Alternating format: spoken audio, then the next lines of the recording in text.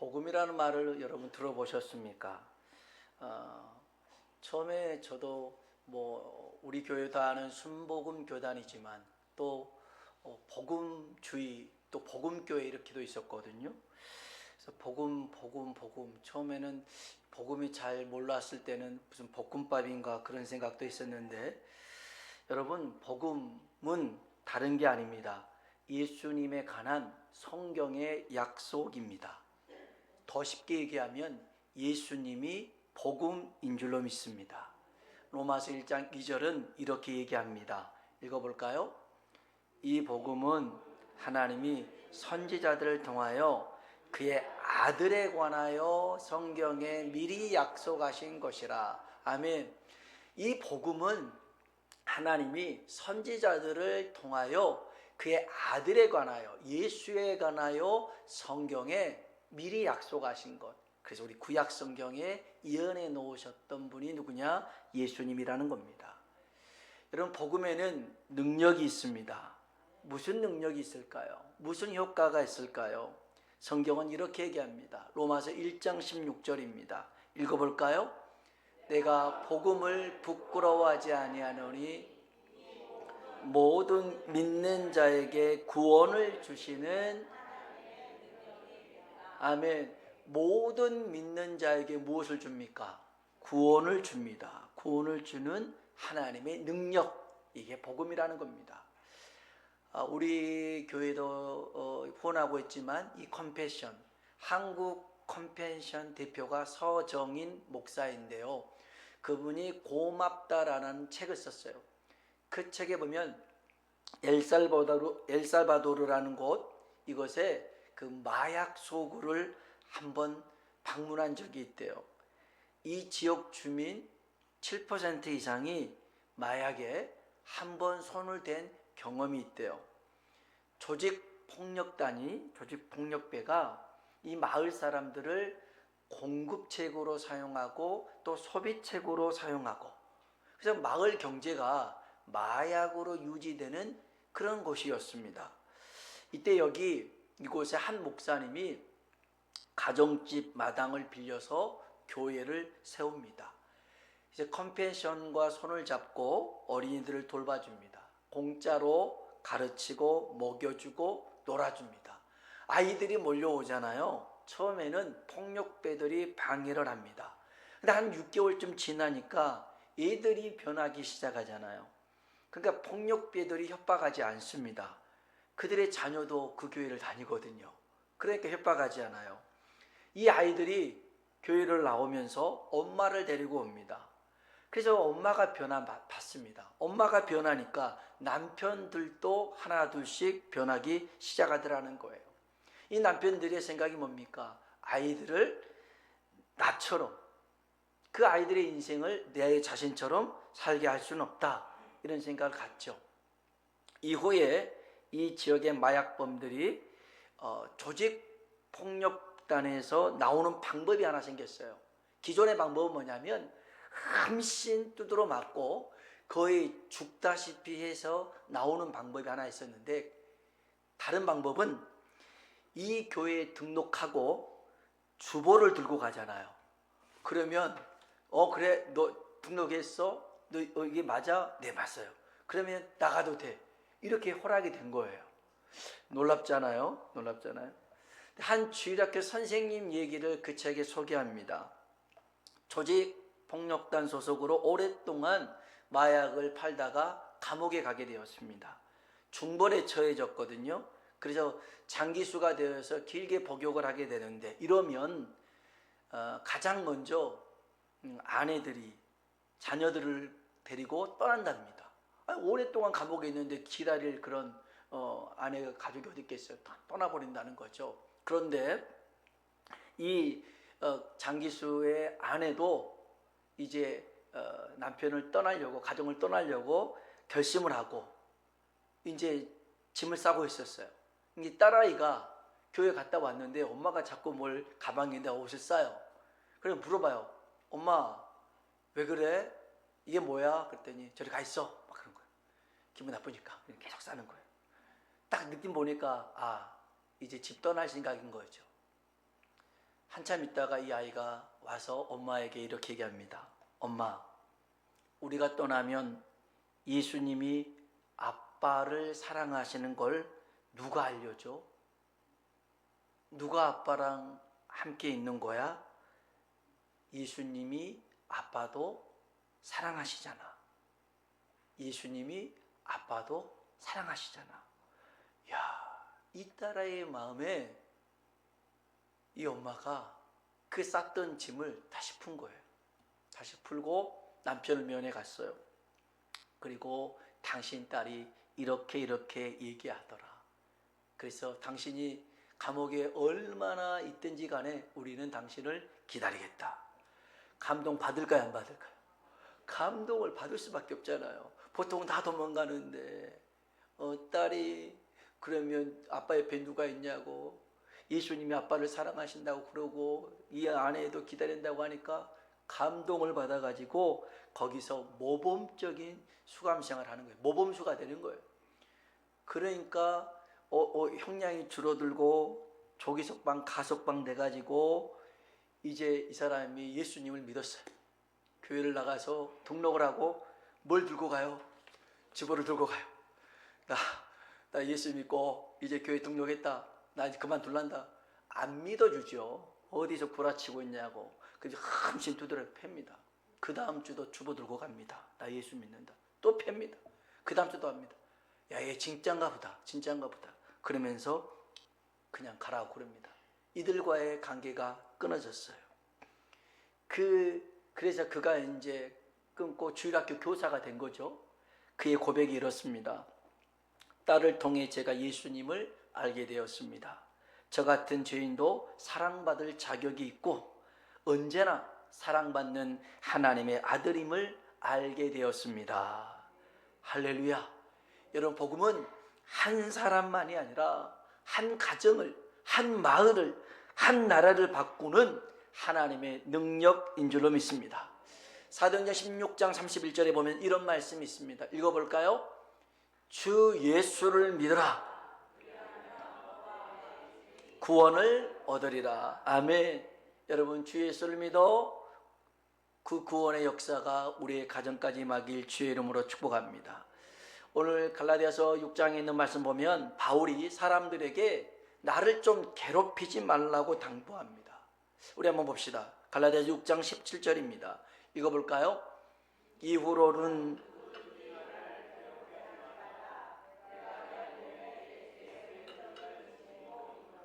아멘.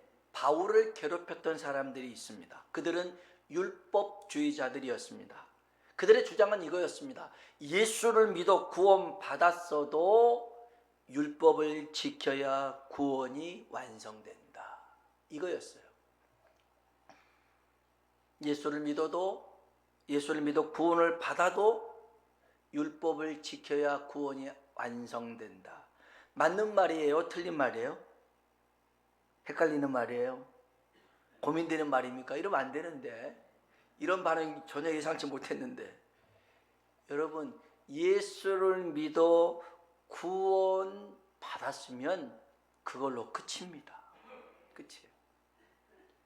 근데 이 율법주의자들은 구원을 받았어도 율법을 지켜야 구원이 완성된다고 얘기를 한 거예요. 이건 잘못된 얘기입니다. 이렇게 주장한 사람들이 대표적인 주장하는 바가 바로 할례였습니다. 그리스도인이 할례를 받아야 율법을 지키는 것이고 그래야 완전한 구원이라고 얘기한 거죠. 할례를 받지 않잖아요? 핍박하기 시작했습니다. 할례를 받잖아요? 그러면 같은 유대인으로 인정해 줬습니다. 그러면 그냥 할례 받은 게 좋지 않겠어요? 근데 이 사람들이 할례를 원했던 건 뭐냐면, 할례를 받으면 자기들은 모든 율법을 지킨다라고 생각을 했어요. 나는 좋은 신앙이라고 생각한 거죠. 그래서요, 바울이 이렇게 얘기합니다. 갈라디아서 6장 12절 13절입니다. 같이 한번 12절 13절 읽어볼까요? 무릇 육체의 모양을 내려 하는 자들이 억지로 너에게 할례를 받게 함은 그들이 그리스도의 십자가로 말미암아 박해를 면하려 함뿐이라. 할례를 받는 그들이라도 스스로 율법은 지키지 아니하고 너희에게 할례를 받게 하려 하는 것은 자령하려 함이라. 아멘. 자기가 할례를 받고 있으면 율법을 다 지킨 거라고 생각해서 나 이 정도로 괜찮은 신앙을 가진 사람이야 라고 외쳤던 것이죠. 바울은 분명하게 얘기합니다. 나의 자랑은 할례도 아니고 세상의 모든 것도 아닌 오직 예수 그리스도의 십자가만이 나의 자랑이다. 갈라디아서 6장 14절에 고백합니다. 읽어볼까요? 그러나 내게는 우리 주 예수 그리스도의 십자가 외에 자랑할 것이 없으니 그리스도도 말미암아 세상이 나를 대하여 십자가에 못 박히고 내가 또한 세상을 대하여 그러하니라. 아멘. 아멘. 여러분, 우리가 구원을 받은 것은 전적인 하나님의 은혜인 줄로 믿습니다. 우리의 수고나 노력이 거기에 들어간 게 아닙니다. 거기에 들어가서 구원을 얻어낸 게 아닙니다. 우리 주위에는 이단이 참 많습니다.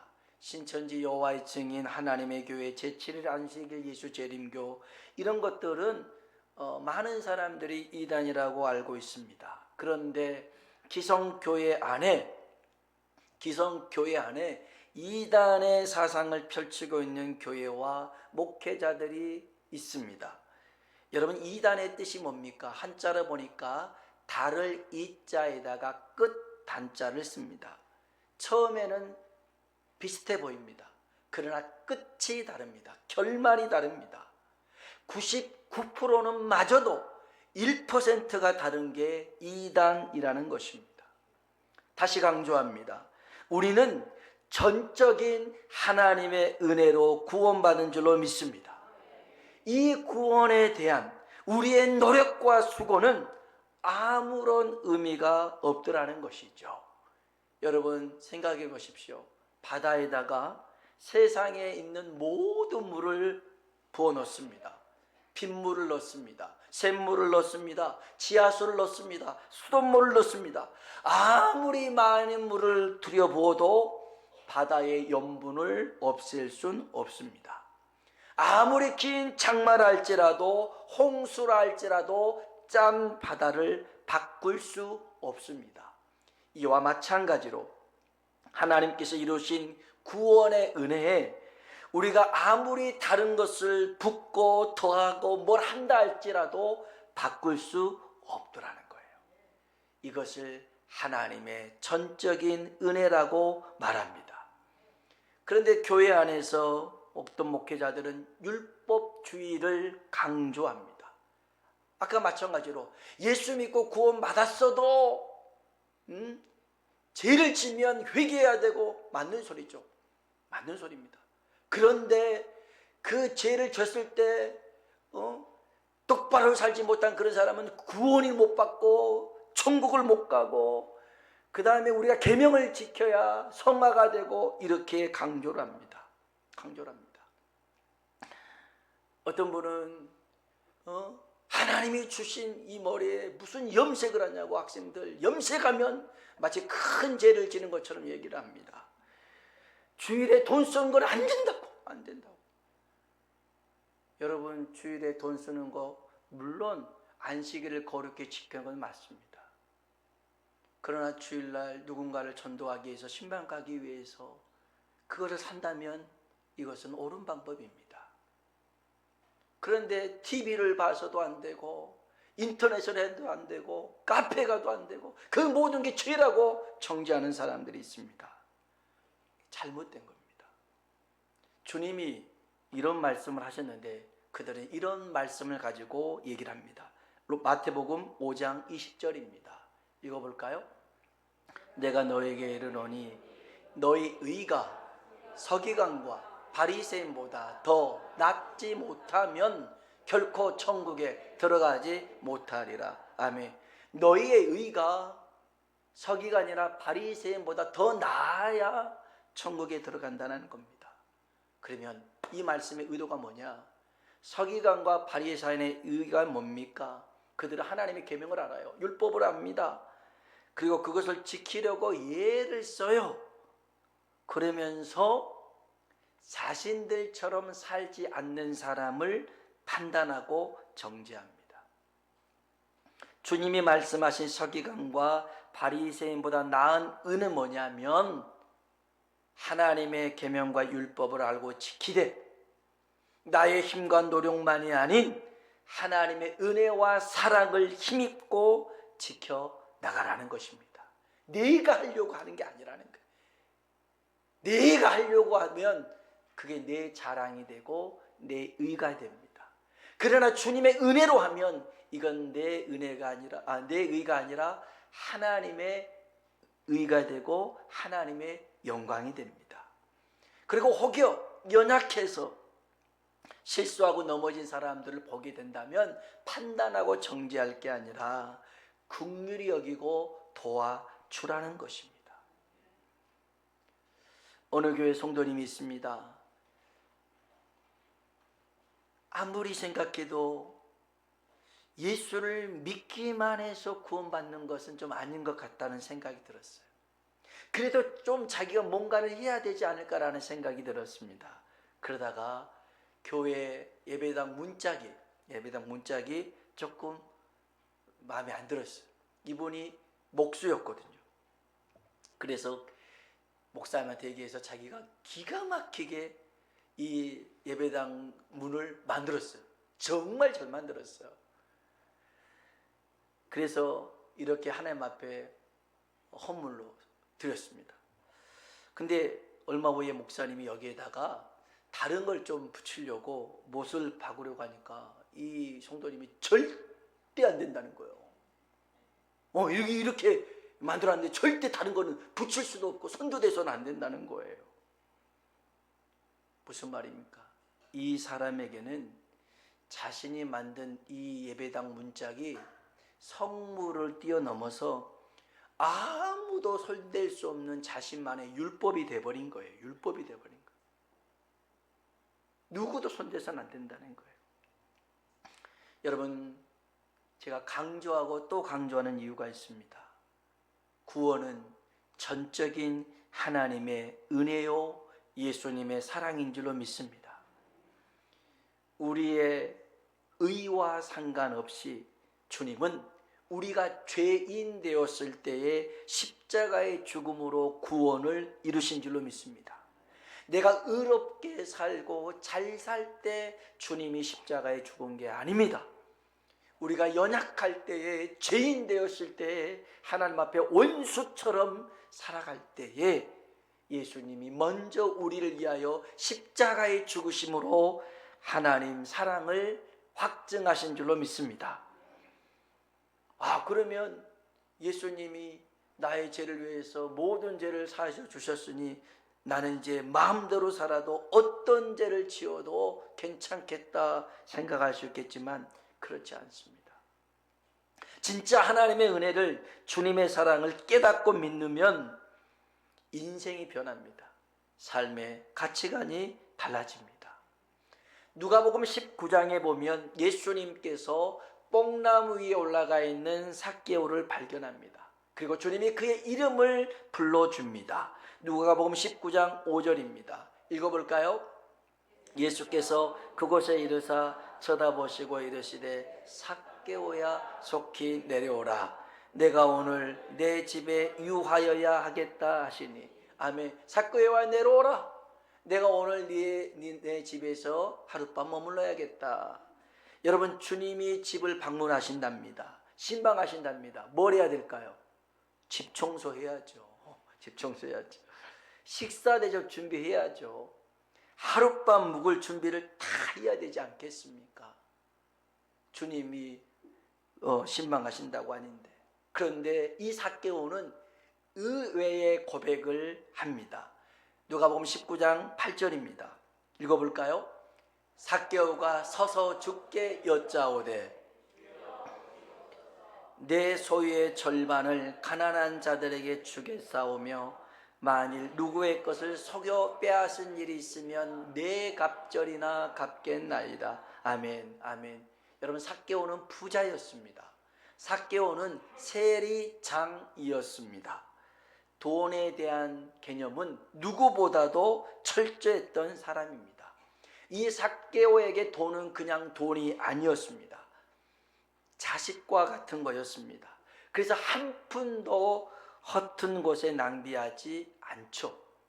어느 기업의 CEO가 투자의 기재였던 워렌 버핏에게 내기를 제안합니다.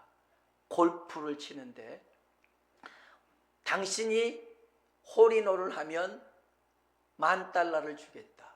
그러나 못하면 나한테 $2,000를 주라고 그럽니다. 성공하면 1,500만 원, 실패하면 3,000원. 한 번쯤 해보고 싶지 않습니까? 잘만 하면 이거 1,500만 원 벌을 수 있는 거 아닙니까? 싹 이렇게 하는 거. 그런데 이 워렌 버핏이 거절합니다. 확률이 낮은 도박은 하지 않겠다는 거예요. 그러니까 옆에서 그럽니다. 아니, 그렇게 돈 많은 사람이 $2,000를 가지고 뭘 그리 벌벌 떠냐 하니 워렌 버핏이 이렇게 얘기합니다. $2로 투기를 하는 사람은 $10,000,000를 손에 쥐어줘도 똑같이 투기를 합니다. 이길 확률이 없는데 요행을 바라는 것은 투기꾼이나 할 짓이지 투자자가 할 일이 아닙니다. 굉장히 이 돈에 대한 개념이 확실한 사람이죠. 저는 삭개오도 워렌 버핏 맞지 않다라고 생각합니다. 이 삭개오는 누구보다도 돈에 대한 개념이 확실했죠. 자, 그런데 그가 자신의 소유 절반을 가난한 사람들에게 주겠다는 겁니다. 그리고 남의 것을 속여서 빼앗은 게 있다면 보통은 2배를 갚습니다. 이 당시에. 그러나 자신은 4배를 갚겠다는 것입니다. 그러니 자신의 재산이 100억이라 합시다. 50억을 가난한 사람에게 주겠다는 겁니다. 나머지 50억은 세리하면서 얼마나 남의 거 많이 삥땅 쳤겠습니까? 훔쳤지 않겠습니까? 세금 부과할 때 더 많이 부과해서 자기 거 착복하고 노마 정부에 했으니 다 그런 돈으로 모은 돈입니다. 그것을 4배나 갚겠다니 나머지 50억도 다 없어진다는 것입니다. 스스로에게 파산 선고를 하고 있습니다. 왜 이런 일을 하는 걸까요? 주님이 시키지도 않았는데 왜 이런 선택과 결정을 하게 됩니까? 삭개오는 삶의 목적과 가치관이 달라졌더라는 겁니다. 돈이 인생의 전부가 아닌 주님이 인생의 모든 것이 되는 순간이었습니다. 아마 이렇게 예수님 믿어야 됩니다 그러면 믿을 사람 별로 없을걸요. 자기 재산 다 절반 가난한 사람에게 주고 남에게 있는 거 다 갚아야 됩니다. 그래야 예수 믿는 겁니다. 구원받는 겁니다. 하나도 안 믿을 겁니다. 그러나 삭개오는 예수님을 진심으로 믿었습니다. 그래서 주님이 모든 사람 앞에서 이렇게 선포하십니다. 누가복음 19장 9절로 10절입니다. 같이 읽어볼까요? 예수께서 이 사람도 아브라함의 자손임이로다. 인자가 온 것은 잃어버린 자를 찾아 구원하려 함이니라. 아멘. 예수께서 이르시되 오늘 구원이 이 집에 이르렀다. 이 사람도 아브라함의 자손이다. 구원받았다는 겁니다. 여러분, 굉장히 중요한 얘기를 합니다. 잘 들으셔야 됩니다. 오해해서는 안 됩니다. 착각하지 마십시오. 삭개오가 자신의 재산을 가난한 사람에게 나눠주고 남의 것 빼앗은 것을 4배 갚겠다고 해서 구원받은 게 아닙니다. 그래서 구원받는 게 아니에요. 예수를 믿었기에, 예수를 영접했기에 삭개오의 마음과 생각과 행동이 변한 줄로 믿습니다. 순서가 굉장히 중요합니다. 이 순서가 바뀌면 이단이 되는 거고 율법주의자가 되는 겁니다. 이렇게 자기의 재산을 나눠주고 갚아야지만이 구원받는다. 이건 잘못된 것이죠. 주님이 내 집에 오신다는 건데 이 죄 많은 나에게 찾아오신다는 것에 대한 그런 감사와 그 예수를 믿음으로 말미암아 이제는 내가 이런 것에 구애받지 않고 이런 것이 내 전부가 아닌 예수님이 전부인 삶을 살겠습니다 고백한 후로 나타난 현상들입니다. 바울은 많은 사람들 앞에서 담대하게 외칩니다. 갈라디아 6장 17절 같이 한번 다시 읽어볼까요? 이후로는 누구든지 나를 괴롭게 하지 말라. 아멘. 내 몸에 예수의 흔적을 지니고 있다. 그 말은 바로 십자가를 지고 사는 사람이라는 것입니다. 그래서 다른 것이 눈에 들어오지 않습니다. 여기 흔적이라는 말을 헬라어로 스티그마라고 합니다. 스티그마. 예전에 서부 영화 보면 OK 목장의 그 말들에 이렇게 이렇게 인두기로 칠 때 쭉 말이 이렇게 엉덩이에 탁 하잖아요. OK 목장. 그러면 이 말은 어디 목장 거예요? OK 목장 거랑 그 표시하잖아요. 노예에게도 이렇게 머리에다가 이렇게 인도를 해서 표시하는 것이 스티그마입니다. 스티그마. 이건 무슨 뜻이냐면 노예나 가축에게 표식을 남기는 낙인이 스티그마인데 바울은 나는 예수의 흔적을 가졌다. 그 말은 나는 예수님의 종이다. 예수님의 노예다라고 고백합니다. 나의 주인은 예수님이고 나의 소유도 예수님이다. 그래서 로마서 14장 8절에는 바울은 이렇게 고백합니다. 읽어볼까요? 우리가 살아도 주를 위하여 죽을 위하여 죽나니 그러므로 사나 죽으나 우리가 주의 것이로다. 아멘. 우리가 살아도 주를 위하여 살고 죽어도 주를 위하여 죽나니 그러므로 사나 죽으나 우리가 누구의 것이다? 주님의 것이라는 겁니다. 복음의 흔적을 새겼다. 그 말은 우리는 주님의 것이라는 겁니다. 한번 따라합시다. 우리는 주님의 것입니다. 나는 주님의 것입니다. 아멘. 우리 한번 옆 사람 보고 인사할까요? 당신은 주님의 것입니다. 아멘. 아멘. 우리는 주님의 것입니다. 이사야 43장 1절에도 내가 너를 지명하여 불렀나니 너는 내 것이라. 우리가 주님의 것이면 주님이 우리 인생을 책임지시겠다라는 것입니다.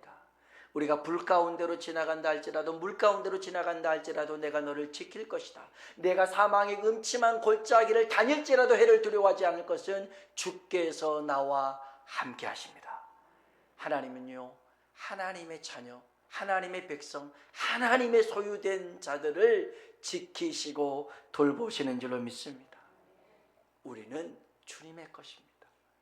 그게 바로 복음의 흔적을 새기는 것이고, 여러분, 흔적이라는 것은 달리 말하면 추억, 희생이라고 말할 수 있는데요. 어떤 분이 이런 얘기를 했어요. 인생이라는 난로에 추억이라는 땔감을 사용할 때 인생이 따뜻해진다. 추억이라는 땔감, 우리가 지난 있었던 일들을 막 생각하잖아요. 그때 참 행복했어, 참 따뜻했어, 그때 좋았어. 이런 추억들을 생각하면서 인생이 따뜻해지는 것처럼 흔적은 지난날 있었던 어떤 경험, 추억일 수 있습니다. 저는 저와 여러분에게 묻고 싶습니다. 주님을 위한 흔적이 있습니까? 바울은 흔적이 많은 사람이에요. 예수님을 전한다는 이유로 돌에 맞아 이쪽 저쪽에 흉터가 있었어요. 그리고 39대 태장을 40대 맞는데 원래 40대 맞다가 이 사람이 죽으면 그 율법을 어기는 것이 되어서 사람들이 40대까지 때리지 않고 39대까지 때립니다. 이 39대까지 맞는 태장을 3번이나 맞았습니다. 거의 초죽음입니다. 그렇게 태장을 맞고 돌을 맞고 또 수많은 어려움 속에서 그런 몸의 곳곳에 복음 때문에 흔적이 많았던 사람입니다. 내 몸에 예수의 흔적, 복음의 흔적이 가득하더라는 겁니다. 여러분, 우리는 예수님 때문에 받은 흔적들이 있습니까? 흉터가 있습니까? 예수님 때문에 고통을 당해보셨습니까? 손해를 보려고 하십니까? 예수님으로 인하여 비난과 욕을 받아보셨습니까? 오늘날 그리스도인들을 보고 세상 사람들이 뭐라고 합니까? 옛날에는요, 그리스도인들을, 교회 다니는 사람을 예수쟁이라고 말했습니다. 비아냥거린 말일 수 있지만 예수쟁이가 뭡니까? 예수밖에 모르는 사람입니다. 예수에 미친 사람을 예수쟁이라고 그랬습니다. 그런데 오늘날 우리들의 모습은 세상과 타협하는 사람, 당근할 때 내고라고 하잖아요. 서로 이렇게 흥정하고 깎아주는 거. 내고의 달인이 되고 있습니다. 타협의 달인이 되고 있어요. 그리스도에는 향기가 있어야 됩니다. 예수의 향기가 나야 됩니다. 그런데 요즘 우리들은 무색, 무치, 무향, 아무런 냄새가 나지 않습니다. 예수의 흔적이 보이지 않습니다. 간단합니다. 왜 그럽니까? 고난당하기가 싫어서, 손해보기가 싫어서 그렇습니다. 여러분, 예수님을 위한 복음의 흔적이 여러분에게 있습니까? 어떤 분이 기도 중에 저 천국에서 주님을 보는데요, 본인이 주님 앞에 탁 가니까 주님이 어서 오라고 막 껴안으더라는 거예요. 껴안으시면서 그 볼에 있는 상처도 만져주고 팔에 있는 상처도 만지면서 가슴에 있는 상처도 만지면서 주님이 우시더라는 거예요. 야, 이거 나 때문에 돌 맞은 그것이지, 이거 나 때문에 부러진 팔이지, 이거 나 때문에 여기 가슴에 흉터가 생긴 것이지. 주님을 위한 복음의 흔적 때문에 고난당한 흉터들을 다 어루만져 주시면서 눈물을 흘리시더라는 겁니다. 여러분, 우리는 어떤 복음의 흔적을 가지고 살아갑니까? 오늘 저와 여러분이 예수 그리스도의 복음의 흔적을 새길 수 있는 사람 되길 주의 이름으로 축원합니다. 기도하겠습니다.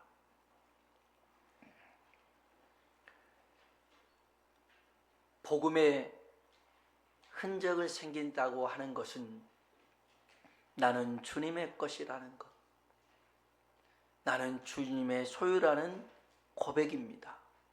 그리고 주님을 위한 아름다운 추억을 만드는 것이 복음의 흔적을 새기는 것입니다. 주님을 위해서 많은 일을 하고도 그것을 내 자랑으로 여기는 것은 율법주의입니다. 하나님의 은혜로 돌리는 것이 바로 복음주의입니다. 하나님, 정말 내 삶 가운데 예수 그리스도의 흔적이 있고 예수 그리스도의 향기된 삶을 살아가는 우리들이 되게 해달라고요. 우리 같이 한번 기도하겠습니다. 좋으신 아버지 하나님, 은혜와